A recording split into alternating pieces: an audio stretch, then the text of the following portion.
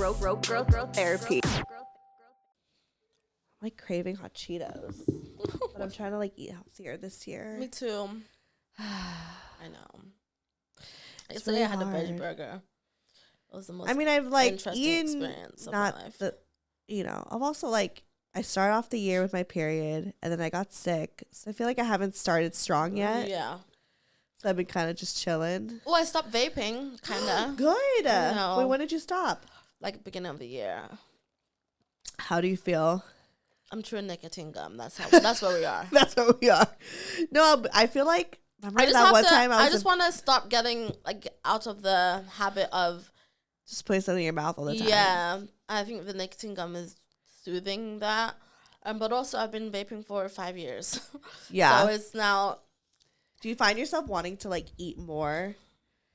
Well, not really. That was me when I stopped smoking. I feel like that's why I gained like fucking so many pounds when the pandemic, because one, I stopped smoking, and two, we were stuck at home in the pandemic. I totally forgot you vaped. And cigarettes, remember, yes. bitch? I know that part. I forgot. Yeah.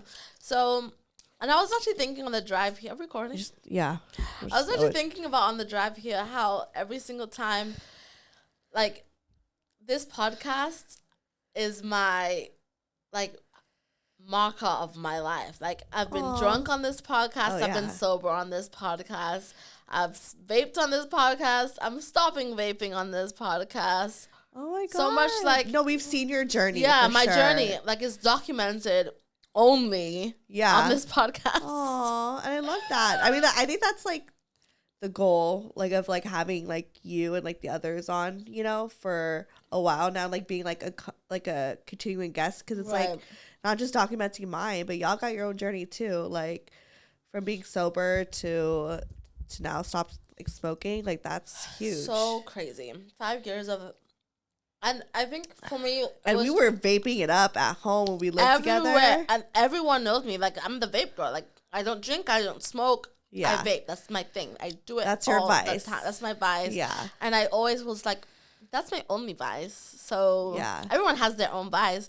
But then I think where I kind of drew the line, one is because I'm 31, and health, you know. But honestly, health was like, maybe fifth. Yeah. But I just you just need something, because you're like, I've given up every fucking thing. Exactly. Ever. I've literally given up everything. Everyone is you're like give me something. Everyone has a vice. If I'm at parties or something, like, that's the one thing I do. But it started to become a crutch for my anxiety. Like, I couldn't leave the house without my vape.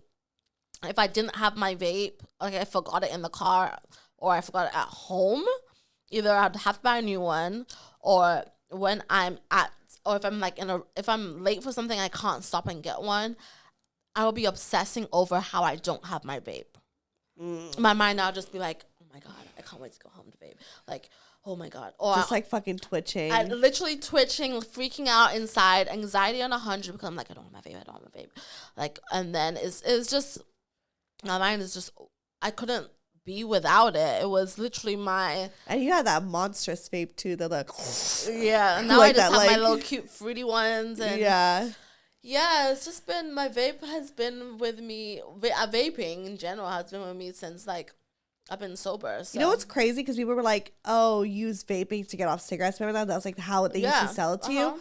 Honestly, what got me to smoke cigarettes in the first place was vaping. Like, years ago, I had friends, all of my like Pinoy friends, shout out to Chris, like, they all like worked in a vape shop. It's like a very Filipino thing. I don't think people realize this, but they all worked in a vape shop, and like I would party with them, and so I started vaping with them all the time when I was younger, early 20s, and then eventually cigarettes started becoming a habit, and so I'm like, vaping is not what got me off cigarettes. Vaping is what got me on cigarettes. And vaping got me off alcohol. Well, helped me. Well, first it was alcohol. After alcohol, the cool thing to do after rehab, or if rehab breaks, was to smoke a cigarette. Oh, yeah. So then I started cigarettes. Then I was like, this doesn't smell right on me. Right. And people, I don't know what it is, but when a black girl smokes cigarettes, it's very different from any other race that I've noticed. It's almost just like, why, girl? Like, anyway, so. Yeah. Then I was like, because the black community, they don't really smoke cigarettes like that, right? Looked down, like it's people like very looked down upon. Like it's just not. Well, white people we be like I'm not even white. But white people be smoking like no one says like bats an eye, but black people are just like, girl, smoke weed. Like what are you doing? Right. Yeah. Brian was like, thank God I didn't date you when you were like a smoker because it's the thing in the being black and smoking cigarettes is just like you're gross. Obviously I didn't want people to think I was gross. So then I started vaping. Yeah. And the great thing about vaping is that the smell doesn't follow you. You can go in the bathroom and vape. You can literally vape anywhere. Right. And I love that convenience of that. Now I want to vape. Now I want to smoke. Okay, do not get me wrong. I'm not going to sit here and act like I don't have a vape, emergency vape in my purse. I definitely do. But you know why I had to stop? Why? Because like I stopped smoking cigarettes the pandemic when 2020 hit is when I stopped. And then like 3 years. And then 4 years, sorry. Woo. So, and then when we lived together, you vaped. So then I started getting onto vaping. And when I moved in with Brian, remember I had a fucking asthma attack. I could not breathe because I wasn't smoking anymore. I could not breathe, and I went to the hospital. Emergency room. Went to the emergency room and was like, yeah, it was a whole thing. And so I was like, I can't smoke anything. I snore. Like when you vape, you snore more. Like your breathing is heavier. Yeah. And so it was a lot. Even now, like I think even since then, I've like taken a puff of someone's like cigarette or vape. And like even just one puff is like, I need my inhaler. Like it fucks me up. Like I can't just casually do it anymore. Yeah. So it sucks. But at the same time, I'm like, I thank God. Because like my body literally rejects it. So, yeah. 100%. So now I've taken up knitting. Shout out to the oh my God, Rose has been taking up sewing.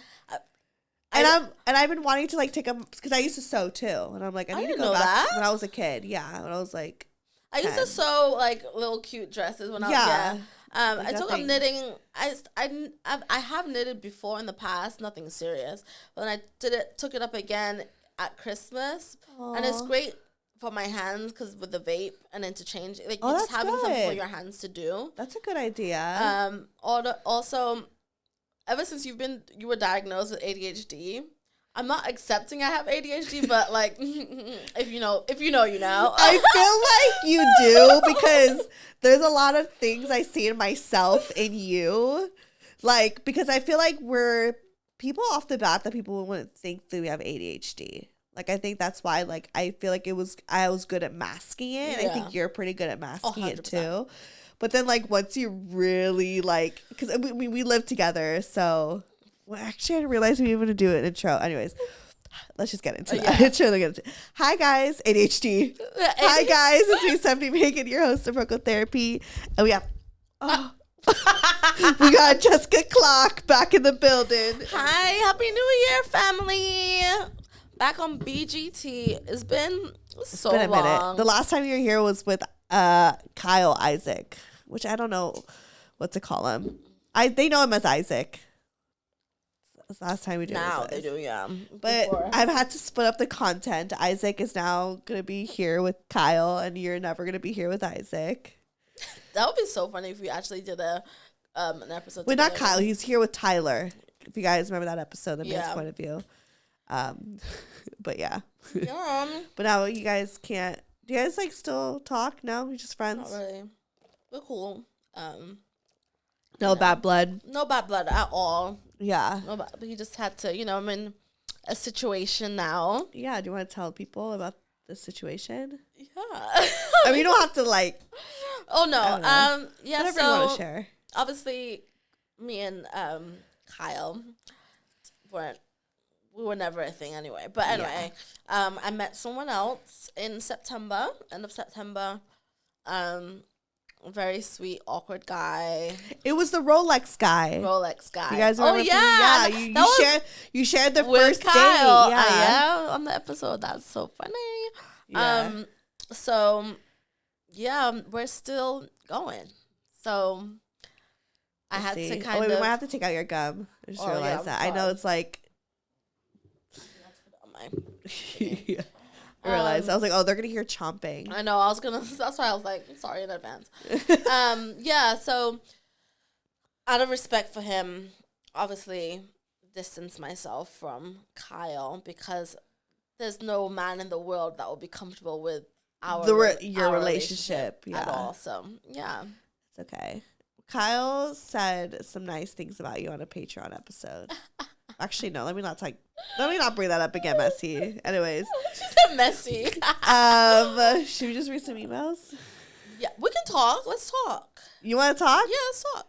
Are you sure? I haven't talked in so long. Let's talk. I mean, if you guys, no, because they should subscribe to the Patreon. But he was just saying, you know, that you was really good in the bedroom.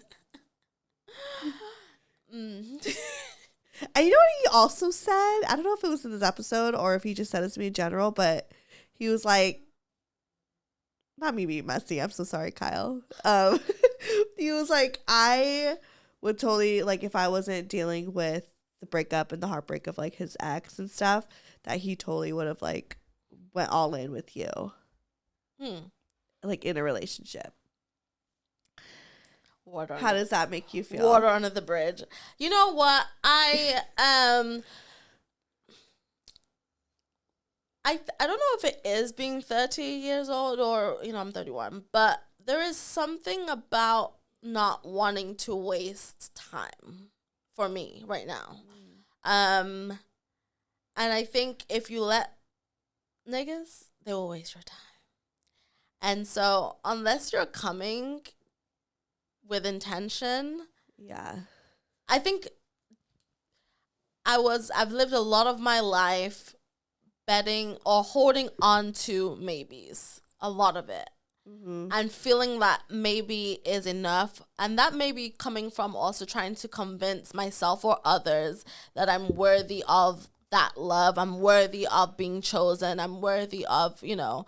And I was actually listening to watched this movie yesterday called Good Grief, and there was this scene where one of the guys was like, I'm just never chosen, I'm just never the one, like no one ever chooses me. And I literally verbally said to myself, felt like I really never, and I think because I never felt chosen, I always was trying to convince people why they should choose me. I feel that, girl. And so the new person I'm dating, 2 weeks after meeting him, and I literally had 2 dates with him in person. Yeah. Went to New York for like a week. Came back from New York. He picked me up from the airport. Wait, with homeboy? Yeah, Rolex. Okay, Rolex guy. And he chose me. And he said, I want to be with you. I want to be with you exclusively. Let's just focus on one another and see where this goes. And regardless of what happens with us, I think that was definitely a breakthrough moment for me. I needed that. You know, I really needed to know that I was worthy of being chosen. Why am I getting emotional? Worthy of being chosen. And you need to hear that from someone. Yeah. And so because of I am now being chosen by someone, my whole perspective on myself and what I'm willing to accept and the standard I'm willing to accept it at has changed. And so all that to say, whether it's Kyle or anybody else, they have to come correct. They have to be sure. They have to be intentional. Yeah. Anything else, it's not for me. So God bless him, though. I wish him well. He's doing great things. He is doing great things. But, you know, he could be better if he didn't act like a fool and stepped up. However, it's okay. Yeah, and my relationship now, and even I will be candid and say we're not boyfriend and girlfriend. We've been talking since September. Yeah. And it was funny because we always have in our mind the way things should go. It's just like, okay, you guys are talking for 2 months or a month, and then you become boyfriend and girlfriend, and then you're now in a relationship. And I'm realizing that it's okay for things not to go the way on other people's timeline. Right, you know? right. Like there's no like roadmap. There's no roadmap at all. And there's just things I've learned so much about myself. Like the things I thought I wanted in a man have completely changed. completely changed the things. And this is my first very serious, and I would quote unquote relationship. How about George?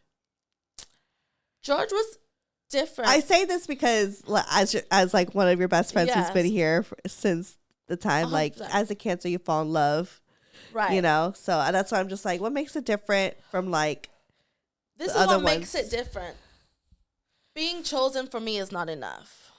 Okay. Whereas with George and everyone else, being chosen was enough. As long as you're like, yeah, be with me. I want to be with you. I love you. You love me. Even though we deal with so much things, I was just like, well, he loves me, so I want to be your girlfriend. I just wanted to be chosen. And now being chosen is not enough for me.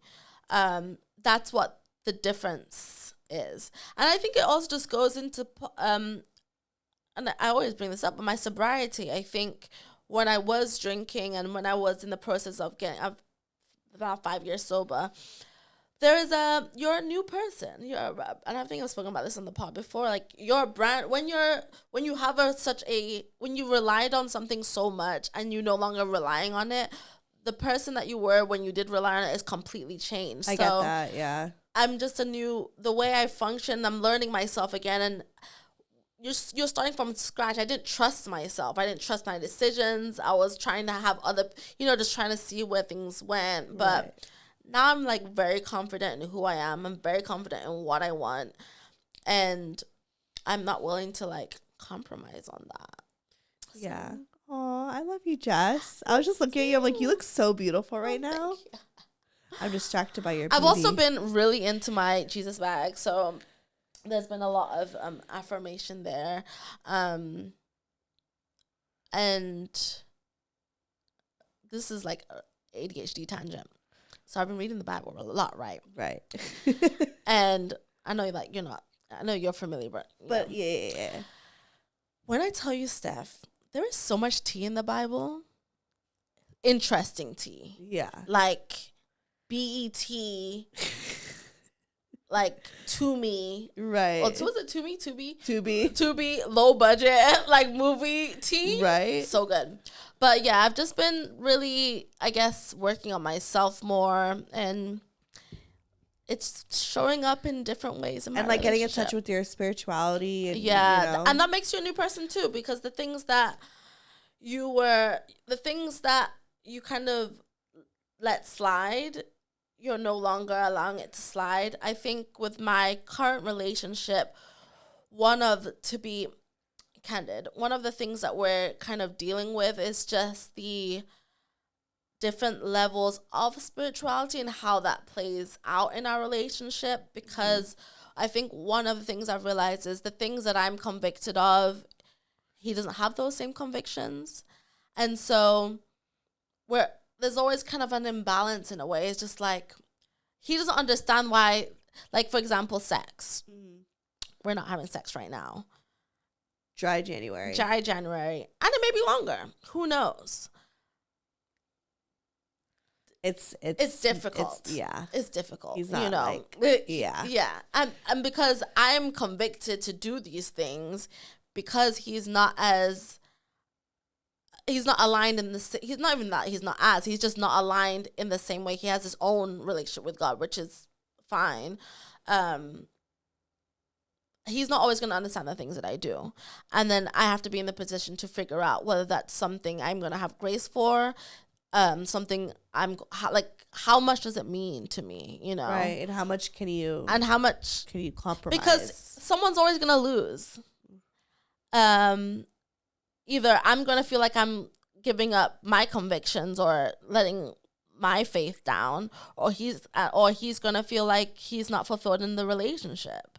And so where do you go? Where do you go from there? What's the right thing to do? Like, does he suppress, because regardless, he's always going to feel the way he feels. And I'm always going to feel the way I feel, Yeah. But we're deeply in love with each other. And I think this is where I think it's very easy to say you love someone. But when they talk about relationships are hard, I think this is when the love part kind of comes into like play. So right.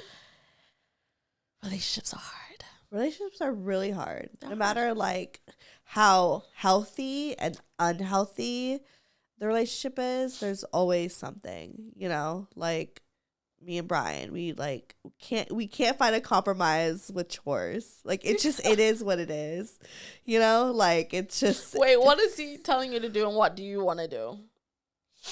I think it's more so just the way that we go about chores is what, like, it's just different. Like he's someone that's just like, just do it right away, you know, and then and just clean up all the time.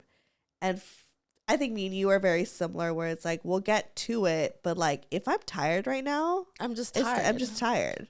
I'm gonna choose to go to bed over doing the dishes first. Right. I know that doing the dishes first is probably better because I can wake up to the morning. I know the feeling. Not only better, but I know that it will make you happy. Right.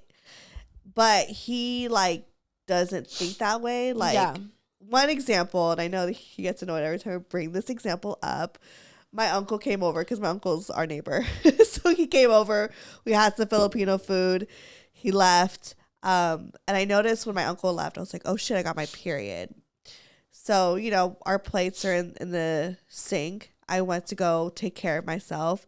I come out and Brian's cleaning up like the dishes for us. And I was like, you didn't have to do that. Like I was going to do that. He's like, well, I've just accepted that you wouldn't. So I just did it myself. And I'm like, that's not fair. Like I just had to like you go use the restroom and you know what I mean? Yeah. And so I get why in a sense, I get why he like thinks that way because I do get to things later. And sometimes to him, that later feels like it's never because he's so much more like it needs to get done like right now or never type of and that's mentality. Another not argument, but disagreement. Yeah. Me and my partner had this is adult like, relationships. It's literally me being late. Girl. If you know me. Anyone who knows Miss Jessica Clarke. 2024, we're trying to be different. Like it. I knew when you said you were going to come at 2-ish, I didn't even press it. I said she'll get here when she gets here. Like, and I just don't understand what's wrong with people. And that's why I don't really make like, if I'm going to hang out with you, I have to make sure I don't have any like press plans right after because like because when I'm hanging out with you, it's never on your time. You know what I mean? Right. However, you were on time at that one event we did go to. Like you were. So here's the thing. I think we actually were both a little late. So you were on time because I was late. Events, yeah. So here's my thing. I'm a very go with the flow person. Like, yeah. If I don't feel like doing something, I'm probably just not gonna do it. If my hair and makeup is not good, or if it's not to my liking, if I don't feel good when I'm leaving the house, right? Will I spend a bit more time being there? I probably will. Should I? Up for discussion. But my partner is a very type A personality to the T. Always on time. Always on time. Gave you my and I'm very like Gone with the Wind, fabulous. Like right. I go with whatever happens. It's happens. Your world. It's my world. Time does not exist in Jessica Clarke's world. But you know what? I've also read. This is another reason why I thought I had ADHD because they say people with ADHD don't have a concept of time. Yeah. And I think like weirdly enough, as someone who has ADHD, the one thing I do have is like I'm pretty good with time, and I think it's because my mom was so hard. Yeah. It was like one of the biggest things that were like just so drilled in me, which is crazy because Filipinos are always fucking late. Right. My mom is just different. She built different, and so it was like time was always such a thing with her, and so that I've just naturally gotten that from her because it was so ingrained. And I feel like maybe I'm just a little bit delusional because in my mind I feel like I can do things in an hour. Like I feel like I can install a wig, do my makeup, and find an outfit, and leave the house, be in traffic for 45 minutes, and be on time, and I have an hour. You know, I get ready pretty quickly.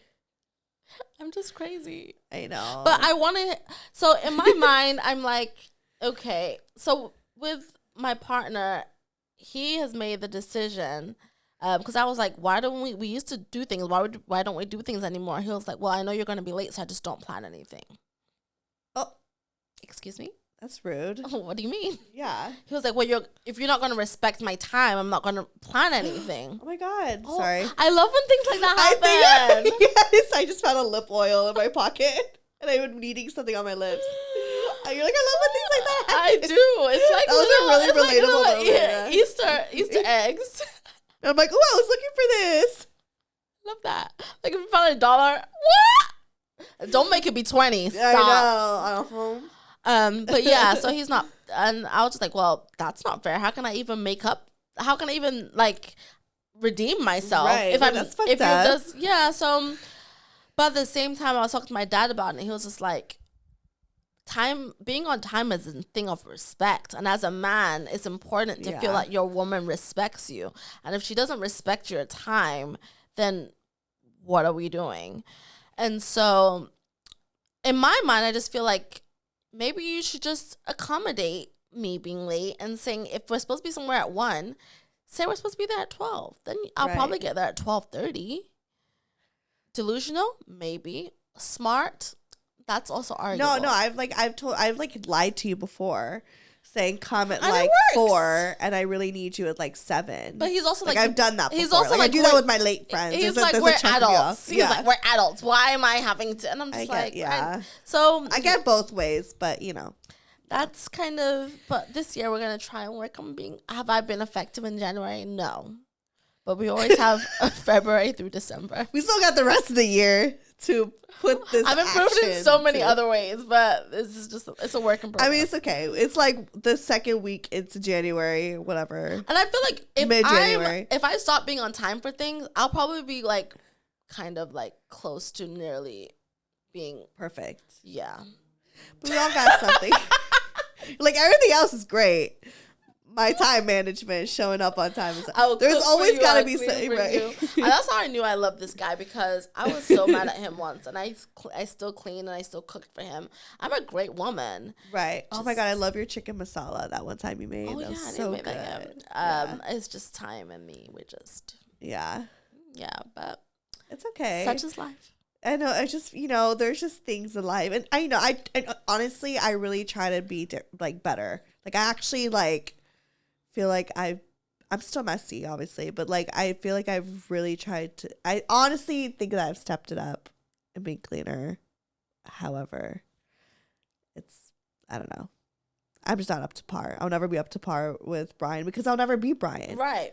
Brian has his own version of that, and I'm never gonna be that. And I could be better, and you could do things to be better. And I think it's a good thing to try to be better for your partner, especially when it's a flaw, But however, I never get really hard on myself because I'm like, I can always be better, but I'll never be Brian. Right. So sorry, Brian, you're just gonna have to deal with.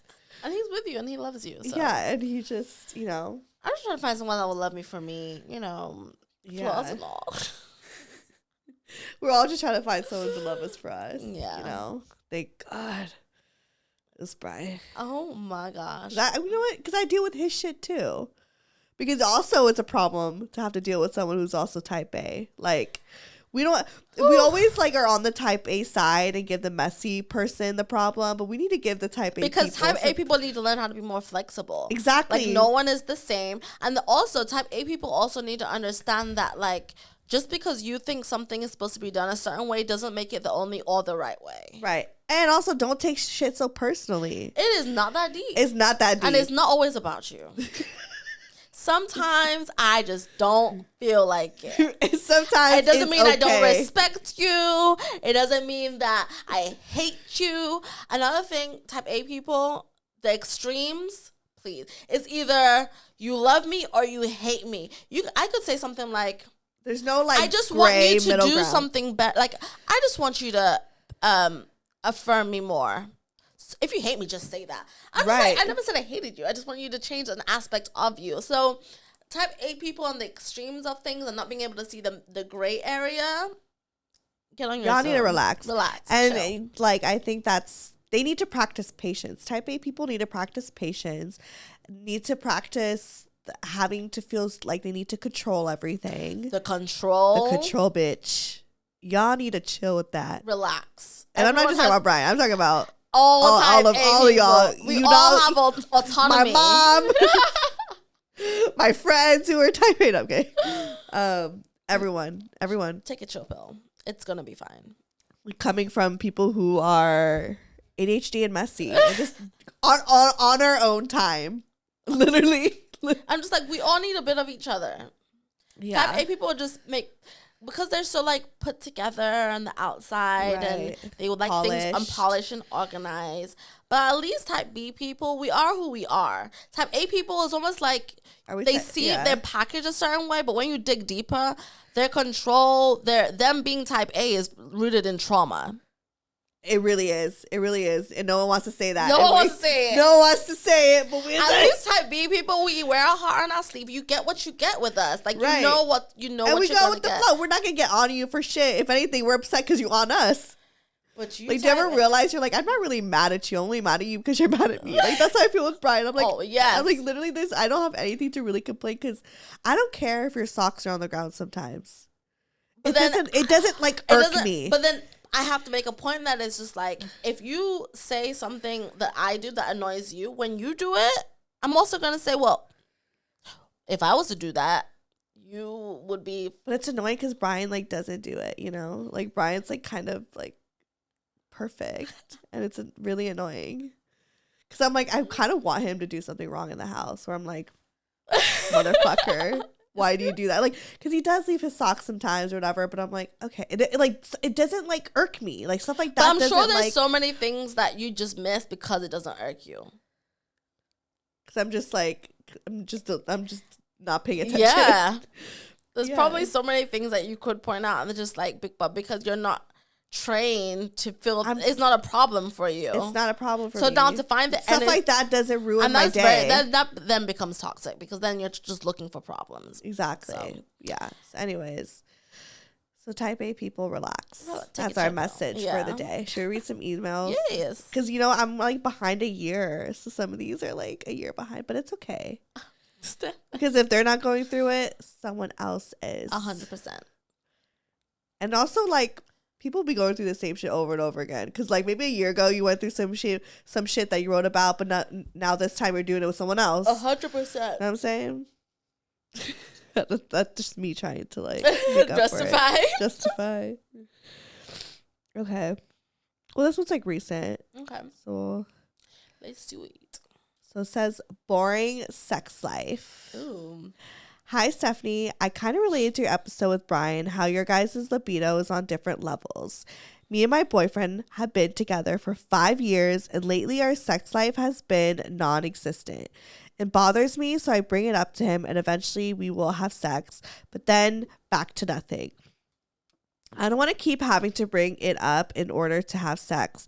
I kind of just want to feel like the person I'm with wants it with me. I want to be desired and not have to ask for it. I feel like my sex drive is really high and his is really low at this point in his life. He has a lot on his plate.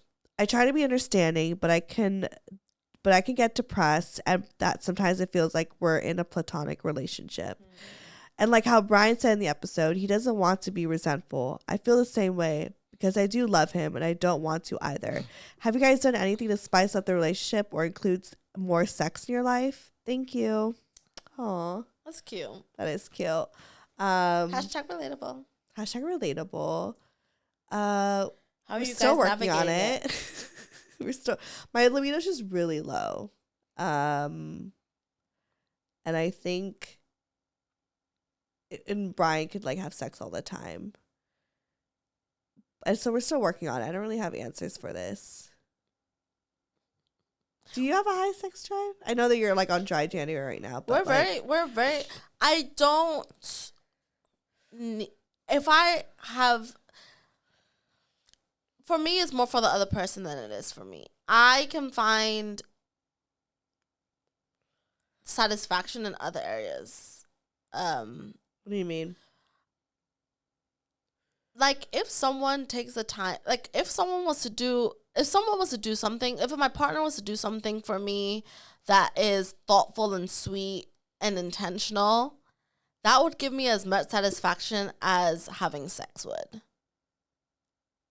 That makes sense. Okay. So like, I feel like high libidos are just the surface of it in a way. Mm-hmm. Like I feel like a high libido kind of, it satisfies a certain craving of a person. It satisfies something within them. It makes them feel accepted, wanted, loved, appreciated, all these things. I heard like libidos aren't really like a real... It's not a real thing. It's almost like some people just put more stock into sex than other people do. And I feel like we've labeled them high libido, but it's almost like a love language. Mm-hmm. It's like physical touch to the nth degree, you know? Yeah. And it's so like when we have sex, I feel connected. That's when I feel the most connected to you. That's when I feel the most loved by you. That's when I feel that our relationship is great when we have great sex together. Yeah. Whereas there's some people that it's like, I feel the most loved by you. I feel the most close to you when we're at home watching a movie and laying on the couch and cuddling.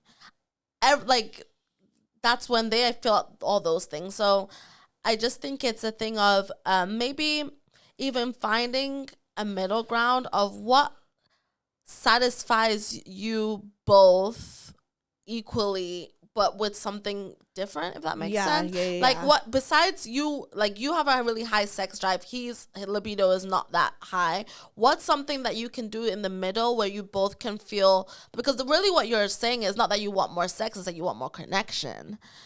And so that means there's a lack of connection in your relationship. Yeah. And so to label it saying you're just not having enough sex isn't really the problem, because sex is an add-on, and it's not supposed to be foundational. It's not supposed to make you feel like without it, I don't feel loved. So maybe it's just that he is not loving you because he's, as she mentioned, he's busy, he has a full life or whatever.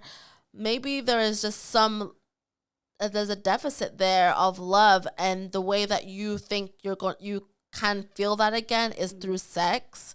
So maybe it's just a deeper conversation that needs to be had. Like, what is he not doing underneath the sex? How are you really feeling? Yeah.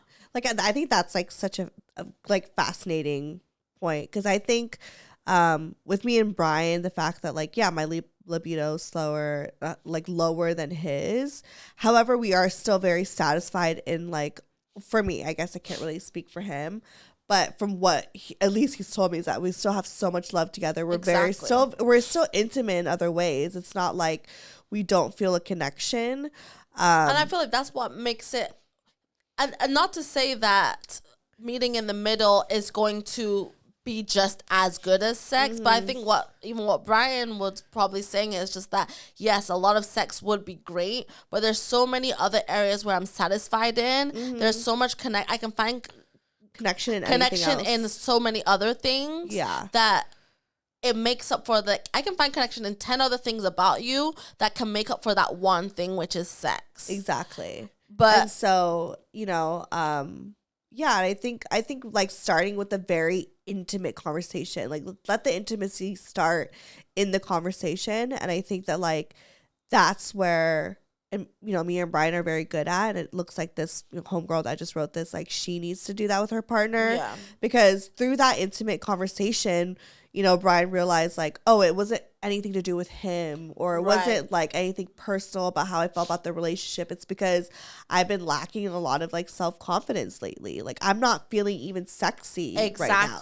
So if I'm not feeling sexy and I'm struggling with and you're not having sex with me. Exactly. So it's like those truths become. So he knows to like keep, like he's understanding that like this is a situation that I'm having to heal and deal with on myself. And he just like, as a partner, because he loves me, is like willing to be patient and understands that. I mean, we do have sex. Obviously it's not like all the time. Like, you know what I mean? It's, like we've just had sex recently. So it's like, it's still intimacy there.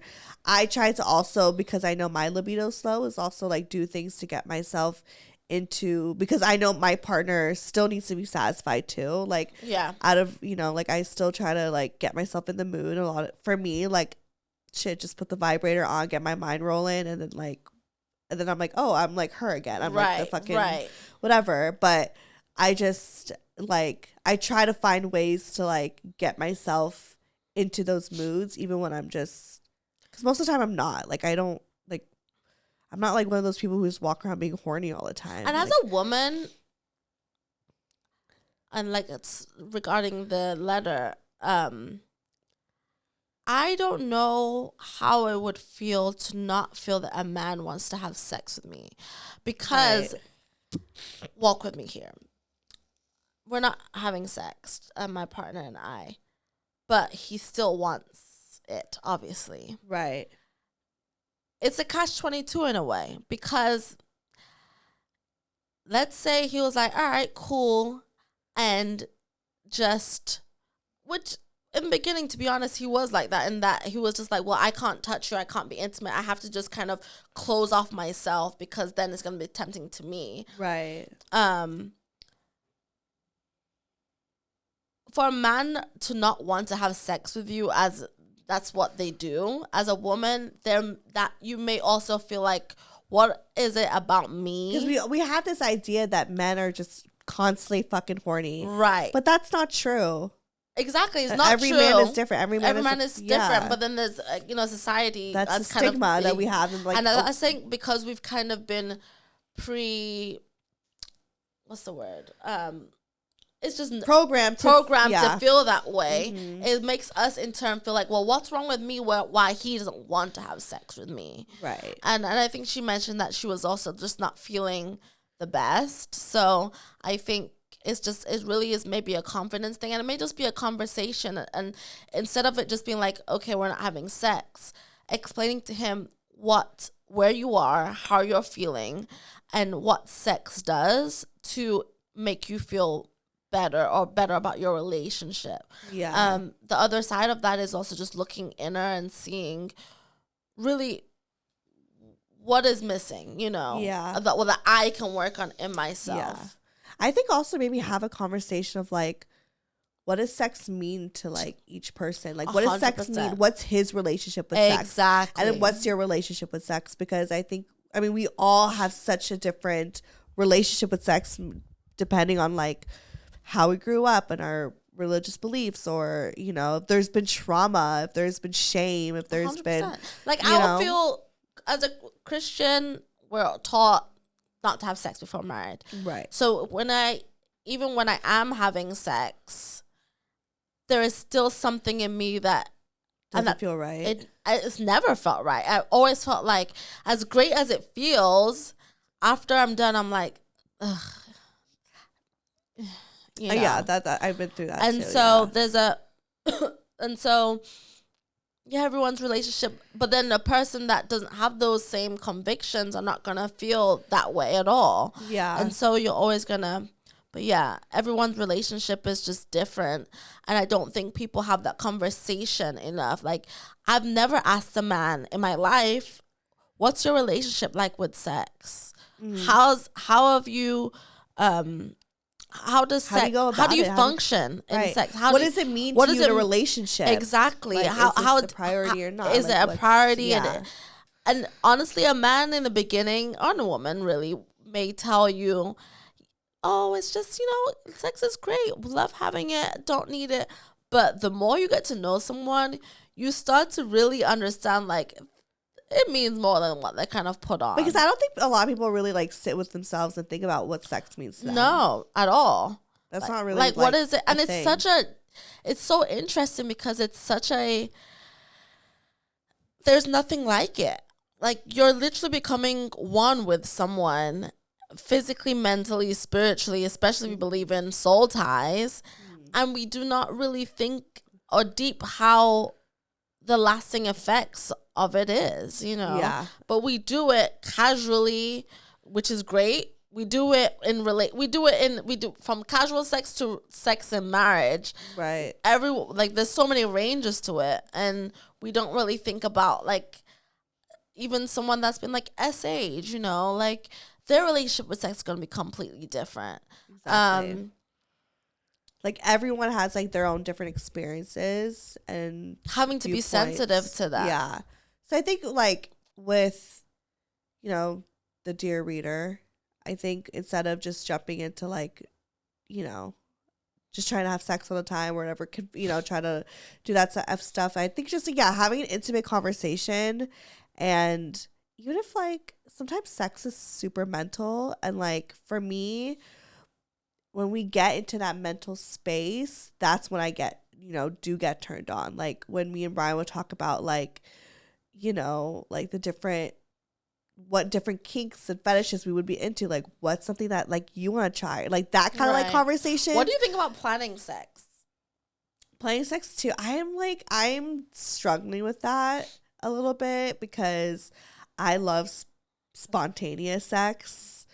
Planning it sometimes makes me feel like, okay, I have to do it now, or I don't know. Like it just makes, I don't like that feeling, even though maybe I don't know. I'm still working on it. I like spontaneous sex. Yeah. Yeah. Or maybe it could just be more like for this reader having the conversation. But I mean, that's a lot of people it could still be spontaneous, but maybe it'll be like, instead of saying, okay, Tuesday at 4 we're gonna have sex, being like, the 2nd and the 4th week of the month is our intimate time. Just how we wanted, just maybe a so label. It can still be spontaneous. Yeah. It can still be like, all right, but then everybody gotta be like, okay, this is the 2nd week. We gotta be ready to go. Right. Let's have just some intimate time. Yeah. Yeah. And like honestly, I've kind of been craving that too, because this year, like I think I said earlier, like I got my period and I got kind of sick, and I'm like, oh, I haven't had like intimate time with Brian. Like I want that, you know. Even if it doesn't turn out to be sex, just like time to just be like cuddly and all those things. So yeah, I think just communicating with your partner. I think for me, like sex to me is like such a mental thing. Yeah. So like just talking about it and just understanding each other's relationship, and I think could really help at least gear it up, you know, or like and have a better understanding. I also feel like taking sex away from a relationship, especially someone with a high libido, can really reveal a lot about your relationship. I think a lot of relationships rely on sex to connect. I think there's a lot of stock being put in sex, and we kind of justify it because it's something people do in relationships, right? It's normalized to do and to feel that way, and it's made for you to feel connected to someone else. But if that's the only way that you can feel connected, is that healthy? Because if we were to take it away, would you still be just as strong? Yeah. Intimacy could be in so many different ways. Yeah. And not just sex. Intimacy could be conversations. Intimacy could just be like looking each other's eyes. But not everyone explores those things, and not everyone. And then it's just like, what if I do look into your eyes and I am intimate and I feel nothing? Oop. You know? Yeah.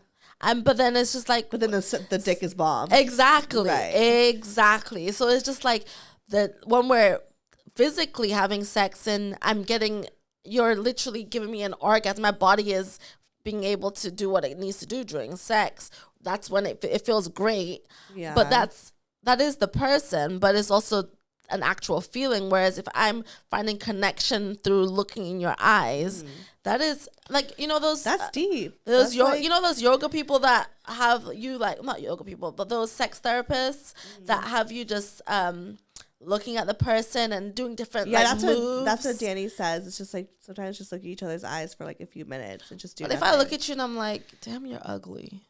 You're like, I'm not into you. You do not wash the dishes. You do not wash the dishes. If your puss wasn't that good, I don't even know like what we're you know. Jeez. I know, trauma. Yeah, so hopefully that helps. I know that's like been the journey I've been documenting, but so we'll see, and hopefully you could learn something from my journey. Have you dressed up? I've done that too. What do you dress up as?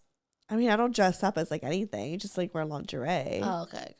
Would you ever like wear costume? I don't really care about like role play, but if he wanted to, like, I'd be willing to tap into it. He's never really asked. Okay. He just really likes like red lingerie. So I'm like, okay. You know, men, they always love red. Like, it's like a typical shit. But like, he's never like, I don't know. I don't think he's never really expressed like dressed up as like a nurse or like, you know, like just come as a dom. Right. Like, I don't think like, maybe like if I was, you know, like leather or something like that, maybe, but never like as like a character. Yeah. You know? Like, I don't know. Like Harley Quinn. Like Harley Quinn or something.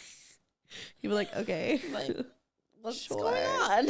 Like, I'm sure you still have sex with me, but it just wouldn't be like, you know. It would be a waste of time. Yeah, like I think he would have done it without the hair and makeup. You gotta spend 5 hours getting ready for him to be like, it's coming off anyway. Right, he's like, I'm still gonna fuck you regardless. Right. But unless it was like what really got him, you know. But also like I don't really want him to dress up as anything. I feel like I feel like I'm so unserious sometimes. So I would just laugh. At him. I would laugh. I would just laugh at him, and I know that that's like rude. Dressed up as Batman in the bedroom. I'm like, we gotta have a deeper conversation. You know, or like a cop or something. I'd be like, this. I'm like, okay, Black Lives Matter, sir. Like, this is like trauma. If I was dating, this is gonna sound so. You're probably gonna have to delete this. If I was dating a white man, he came up dressed as a cop in the bedroom. Oh no. You know, there's like the whole thing with like slaves. Like there's like a whole slave kink, right? What? Like imagine Ryan asked me to like treat him like a slave. I'd be like, no, I could never. I mean, I guess if you asked, maybe, but like I wouldn't be okay with that. I don't know if I would ever be okay with that. Yes, massa. Yeah, like that's like a thing. It's a thing. It's a big kink. Again, those are the things that we have to think about. Like, sex is so much deeper than just the physical. I literally think that like there's not so many like people of color in the kink community because a lot of it is based on like trauma. Like for instance, I went to like Bar Sinister. It's a bar in Hollywood. It's like a kinky place. Like they were doing BDSM and like they were like fucking, you know, like doing the flogging people and shit in front of everyone. You went there? Yeah. I'm like, wait, who was doing these things? They have like doms and shit, and like anyone who's there could like just get chained up if they wanted to and get smacked, whatever. In my head, I'm like, this is my childhood. Like, why the fuck would I, you know what I mean? 100%. But like white people be okay with this shit. Sorry, this is just my little.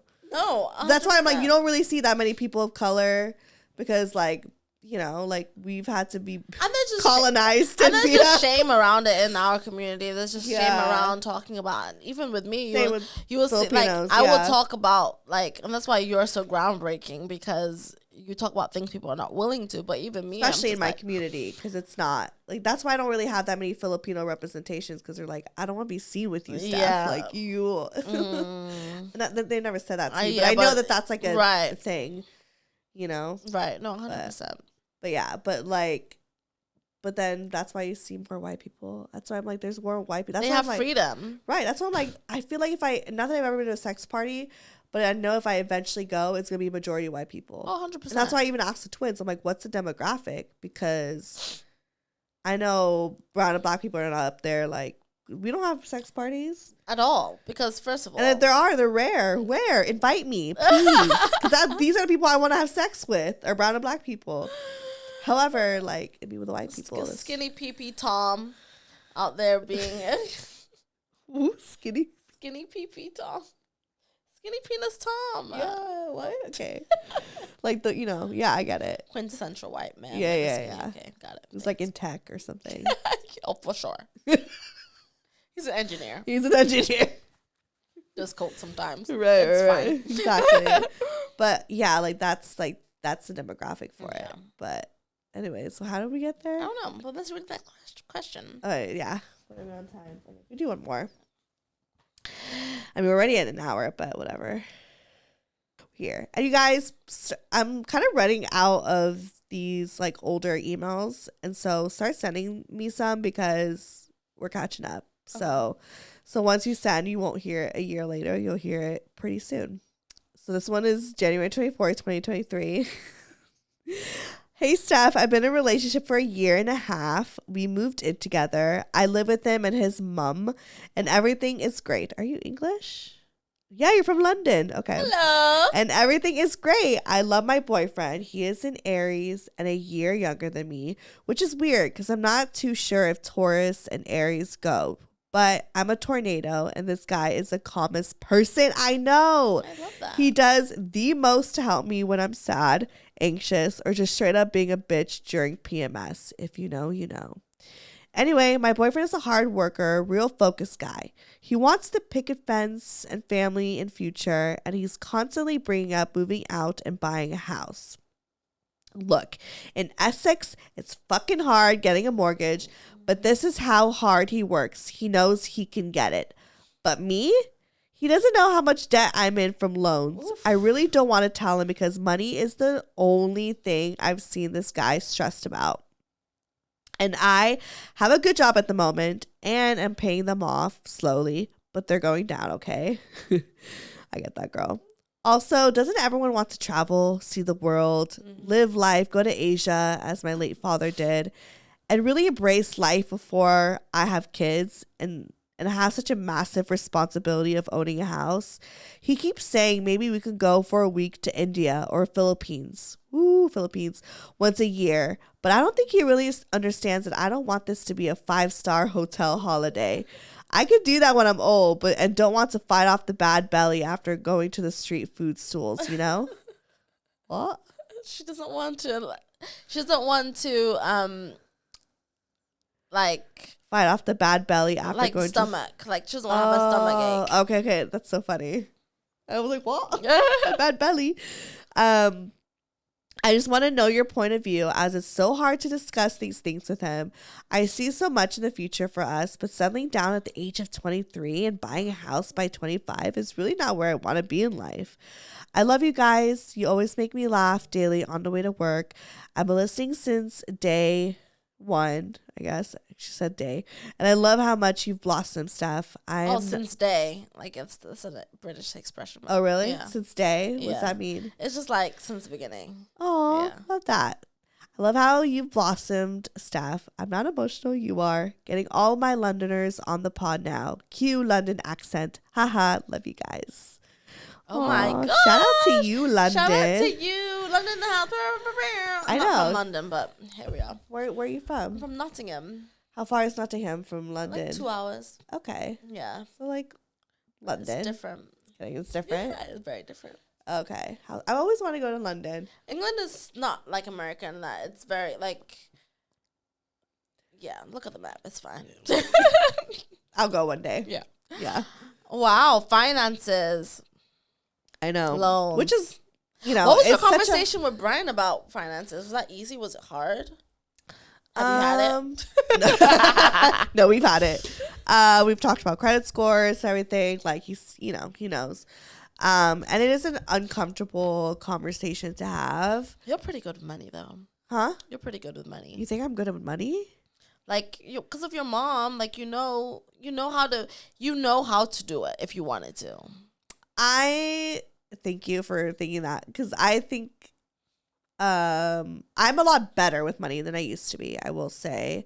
However, I wouldn't say I'm good with money. I'm a work in progress. I'm not good with money at all. It's hard. I'm a work in progress. I try, and sometimes I fail with certain techniques. However, I try to be better. But I'm not as in debt as I used to be. That's been cleared. So yeah, but I've made a lot of mistakes, and I've learned, and I've tried to be better. Mm-hmm. Anyways, so with Brian, I mean, we just talked about it all. I think it's down to the debt, to our credit score, to credit cards, to how much we make. Like, we just talked about it all. And I think it was we talked about it even before we moved in, because to me, I think that's a conversation to have before 100%. You like jump into like living a life together. And because especially if I have debt and this person has debt, then we both okay. So I'm Brian. Let's role play. I'm Brian. How do you bring it up to me? I can't remember like how briefly the conversation was. I think it was just like, I think it was such a natural conversation. It almost felt like it was just talking about our traumas. but now we're talking about our traumas with money. Right. You know what I mean? And being like, how much, you know, just asking like, you know, how you ask like, what's the relationship like with your mom? You could just be like, what's your, you know, how many credit cards do you have? Right. And are you in debt? And what do your bills look like? Like, you know, what are you paying monthly? And yeah, I don't know. I feel like it's so weird because it is a hard thing to talk about, but it wasn't hard talking about it with Brian. And it's not like because we have like great, you know, financial like whatever, but it was just a natural conversation. Think for Essex girl, I think what her issue is more about, there is nothing worse than being someone that is financially working on themselves, and then your partner is someone that is highly financially adequate. Like, they know exactly check-ins, they savings, they have this, they have that. Everything's aligned. Like, everything's automated. Like, people that have their bills on automation, that's a new level of adulting. You like, know, bills have your automation. Oh yeah. I mean, now I do. Yeah. But I mean, like, she's 23. At 23, I never did. At 23, I was awful with money. Yeah. So, like, if she's 23 and she's just figuring things out, it can be very intimidating to have a partner who has, especially finances, all figured out. So I definitely hear her there. With that being said, it's definitely especially if he's speaking about a house. First of all, who's paying for this house? Right. I was going to say, like, I think you should be so happy that you have a partner who 100%. Like cares about this. And I know it feels scary because you don't know, but I think you like use this opportunity to be like, look, I'm not on your level of understanding my finances and I don't have the same relationship with finances. However, like, I'm willing to want to learn.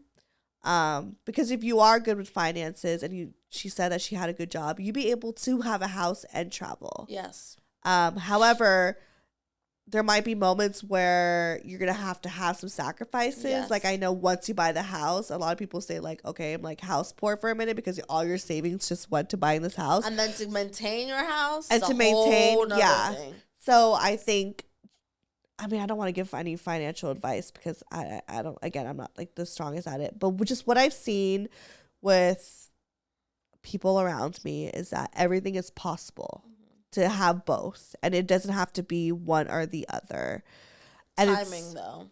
Yeah, what? The timing would just be different. It'd just be different. Different timeline. And so I know her thing is like, I just want to travel and do all the thing and all that stuff. But I also think it's kind of dope to like have your finances in line at the earlier the better. And I think what it really is just a mindset thing. I think he's thinking long term, whereas you're thinking short term. Yeah. What he's doing is actually very mature, which a lot of men he's being farsighted, because at the end of the day, you can travel all you want, but what you're doing is you're spending money for experiences, which is equally as important. But ownership is above all. Like, to own a home at 23, and you can travel your whole life, literally. But if a man is coming to you and be like, yo, I've got things in order, let's buy a house. Again, I'm not a financial advisor, so take this with a grain of salt. But it just sounds like he is trying to set up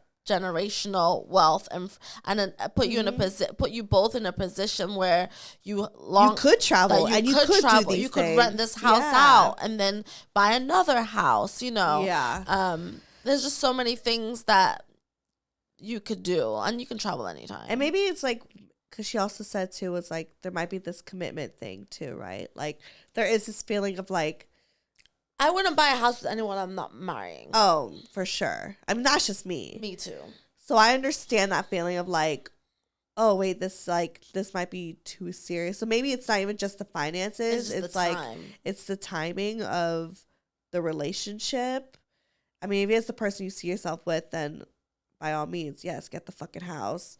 However, I could see how that could be. You're 23 years so, and like, I think that's scary. I think there's a mid ground too. I think there's a thing of maybe just have it be under his name, having a conversation under his name, or it could just be a thing of having a conversation with him, saying, "Hey, I would prefer us to be in just a better place between us, like marriage, we're young, you know, how about I think having maybe an account of saying, okay, instead of just buying a house, let's start something. Maybe we can start an account where we both contribute towards every month. So we're setting up, but there's still a foundation being set up. Let's have a travel account and a house account. And every month we'll both contribute to both. So that way you're satisfied because you're feeling like your traveling dreams are also coming true, but he's also feeling like, oh, we're planning for something. Yeah. And I just think that just needs to be a conversation because clearly they haven't. I mean, this is a year ago. They probably could have had the conversation by now. However, but by the time that she sent this email, there wasn't a conversation. And so I think there needs to be one, especially when you're going to invest in a house together. Yeah, that's a big commitment. He's going to find out about the debt eventually. So might as well have that conversation and just like, and maybe you could learn something from him, you know? Like, I have a friend, Ceci, shout out to Ceci. Like, when we were younger, early 20s, she was not good with money, like any typical 20-something-year-old. But then she got with her now husband, but her boyfriend. She got with her boyfriend, then Kellen, shout out to Kellen, who's, like, just is, like, a finance geek. He, like, loves, you know, like, trying to save up for money. Like, he was really smart with stuff like that. And then I remember she was kind of self-conscious going to the relationship being like, I'm just not good with money. He's like so good at it. But then eventually she like is a lot more like financially like literate and is a lot like more responsible with her money because she had that influence. Right. So I think it's great to have a partner like that. It's not a red flag at all. Just tap into it, but then also like be honest about where you're at because maybe they could help you and maybe they could give you like guidance, you know? And so, yeah, I wonder what happened. If they got the house or not, let us know. If you're still listening, send us another letter. And if you're still here, if you're still listening, hopefully, if you're a day one. You probably are so. Yeah. On your way to work. Shout out to you, girl. I know. In London. Is it is cost of living in London expensive? Very. I'm going to assume so. Like buying a house is like. It's like New York. Okay. Damn. Yeah. How about Nottingham? It's expensive. Everywhere is expensive. The world is going to flames. I mean, Texas is it's not. And it is. And even Texas isn't what it used to be. You know? You I know. could buy a house for 70 grand back in the day. Now they're like 200,000, which is still great, but that's in compared to like what are we comparing these things to? We're comparing these things to a $1 million house in LA and it's 700 square feet, you know? Right. So do you where do you see yourself settling down? Do you see yourself in heaven? I have no idea. That's the only place I know I'm gonna end up, in heaven. That's the only plan I got. And besides that, it's everything else is up in the air. Okay. Well, hopefully not heaven soon. Not heaven soon, but eventually. When my time comes. Yeah, I was like, that's the only plan I got. Okay, well, any last words? Follow me on Instagram for all things my life. At j.clarke_. No, really, your life is so fun. Thank you. She's at all the red carpet events, all the celebs. Yeah, it's doing fun. Content. It's so fun. It's very fun. This is knowing younger Jessica. Insane. She would have been insane. Insane. Because she was such a wholesome fangirl. Jessica 3 years ago would have been like, you're right, whatever. I know. I'm so proud of you. Thank you. Okay. Well, follow me, Stefanie Maegan, or go to brocotherapy.com. All that shit is there. Okay, bye. Bye. Growth therapy.